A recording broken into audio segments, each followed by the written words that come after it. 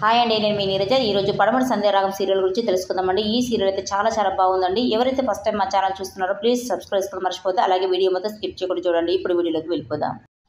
పద్మావతి భర్తను పోలీసు వాళ్ళు అరెస్ట్ చేస్తారు. తనని విడిపించడం కోసం చలపతి, పద్మావతి, చారు ముగ్గురు కలిసి స్టేషన్కి వస్తారు. అప్పుడు చలపతి, రేయ్ ఇలా ఎందుకు చేశావురా అంటూ అరెస్ట్ అయిన అతన్ని కొడతాడు.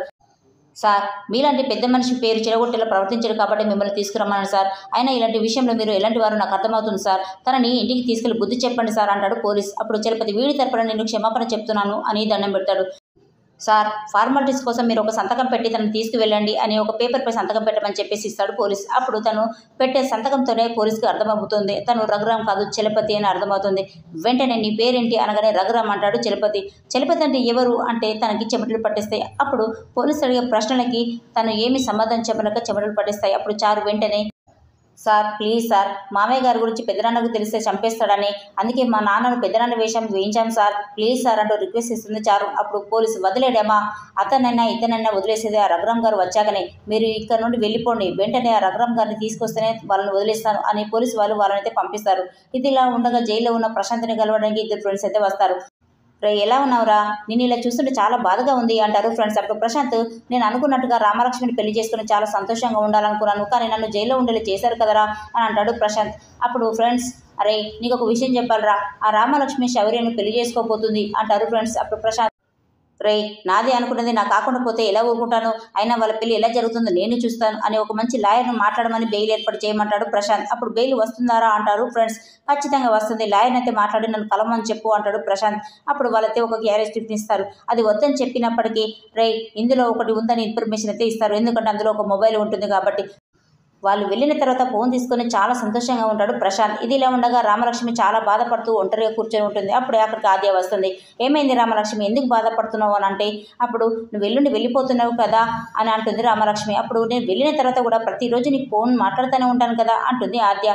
అంటే ఒట్టి మాటలైనా, నువ్వు ఇక్కడికి రావా అంటుంది రామలక్ష్మి. అప్పుడు ఆద్య, రాకుండా ఎలా ఉంటాను, పెళ్ళికి ఉండలేకపోయినా పిల్లలు పుట్టాకనే వస్తాను కదా అంటుంది ఆద్య. అప్పుడు రామ, అన్నీ అట్టి మాటలే చెప్తున్నావు అని అంటుంది. అప్పుడు ఆద్య, రాకపోవడానికి మనం శత్రువులం కాదు కదా, అక్క చెల్లెలం కదా అంటుంది ఆద్య. అప్పుడు రామ, అందుకే నువ్వెప్పుడు నా కళ్ళ ముందే ఉండాలని నేను ఆశపడుతున్నాను, నువ్వేమో వెళ్ళిపోతున్నావు అంటుంది రామలక్ష్మి. అప్పుడు ఆద్య, నీకు నాకు మధ్య ఒక రాత్రి ఒక పగలే అడ్డుగానే ఉంటుంది, అంతేగాని ఫోన్ కాల్ దూరంగా ఉన్నప్పటికీ నేను ఎప్పుడు నీ దగ్గరగానే ఉంటాను కదా అంటుంది ఆద్య. అప్పుడు రామ, మనిషి దగ్గరగా ఉండడం వేరు, మాట దగ్గరగా ఉండడం వేరు, అయినా నువ్వు నా దగ్గర ఉండవు అన్న ఆలోచన నేను తట్టుకోలేకపోతున్నాను అని అంటుంది. అప్పుడు ఆద్య, నేను ఎక్కడున్నా కానీ శౌర్య నీ దగ్గరగానే ఉంటాడు కదా అని అంటుంది. అప్పుడు రామ, నువ్వు ఉండడం వేరు, సారు ఉండడం వేరు అని రామ చెప్తుండగానే అప్పుడే తన ఫోన్కి ఒక వీడియో పంపిస్తారు. ఆ వీడియో చూడగానే రామలక్ష్మి చాలా బాధపడిపోతుంది, ఎందుకంటే రామలక్ష్మి శౌర్య అందులో కిస్ చేసుకున్నట్టుగా ఉంటుంది. అప్పుడు ఆద్య చూసి చాలా బాధపడిపోతుంది. అప్పుడు రామ, మేమిద్దరం కలిసి ఇందాకే గుడికి వెళ్ళాం, అక్కడ సార్ ప్రసాదంలో మిరపకాయ కొరికి కారం అంటుంటే ఏం చేయాలో అర్థం కాక ఇలా చేశాను, అయినా ఈ వీడియో ఎవరు తీశారు, నాకు ఎందుకు పంపించారు, నాకు అర్థం కావడం లేకపోతుంది, ఈ విషయం నాన్నకు తెలిస్తే నన్ను ఎంత కోపం చేస్తారో, అయినా మా పెళ్లి కూడా జరగనివ్వరు, అన్ని సమస్యలు తీరిపోయి నేను ప్రేమించిన అతనితో పెళ్లి చేసుకుని చాలా సంతోషంగా ఉంటాను, మళ్ళీ ఇదేంటి అంటూ చాలా బాధపడిపోతుంది రామలక్ష్మి. అప్పుడు ఆద్య, నేనున్నాను కదా, నువ్వేం భయపడకు అని, ఆ వీడియో పంపించింది అసలు ఎవరు అని అంటుంది. అప్పుడే ప్రశాంత్ నుండి కాల్ వస్తుంది. స్పీకర్ ఆన్ చేయి అంటుంది ఆద్య. అప్పుడు నేను ప్రశాంత్ని అని అంటే రామలక్ష్మి, నువ్వు నాకెందుకు ఫోన్ చేశావు అని అంటుంది. అప్పుడు ప్రశాంత్, వీడియో ఎవరు పంపించారని అర్థం కాక నువ్వు కన్ఫ్యూజ్లో ఉంటావని కాల్ చేశాను, అయినా తాళి కట్టి చివరి క్షణంలో తప్పించుకొని నన్ను జైల్లో ఉండేలా చేశావు, నిన్ను వదిలిపెట్టాను, నువ్వు ఎలా పెళ్లి చేసుకుంటావు నేను చూస్తాను, ఆ శౌర్యతో నీ పెళ్లి జరగనివ్వను అంటాడు ప్రశాంత్. అప్పుడు రామలక్ష్మికి ఇదంతా అర్థమవుతుంది, ఎందుకంటే శౌర్య రామలక్ష్మి ఆడిన నాటకం కాబట్టి. ఈ నాటకం గురించి ఆదికి ఏమీ అర్థం కాదు. తర్వాత వాళ్ళు కాల్ కట్ చేస్తారు. చూసావా ఆద్య, నాకు అదృష్టం వచ్చినట్టు వచ్చి మళ్ళీ వెనక్కి వెళ్ళిపోయింది, ఇక నా పెళ్లి జరగదు అని ఏడుస్తూ ఉంటుంది. అప్పుడు ఆద్య, ఎందుకు జరగదు అనగానే, వాడు నా పెళ్లి జరగనివ్వడు ఆద్య అంటూ ఏడుస్తుంది రామలక్ష్మి. అప్పుడు నేను నీ పెళ్లి జరిపిస్తాను అని అంటుంది.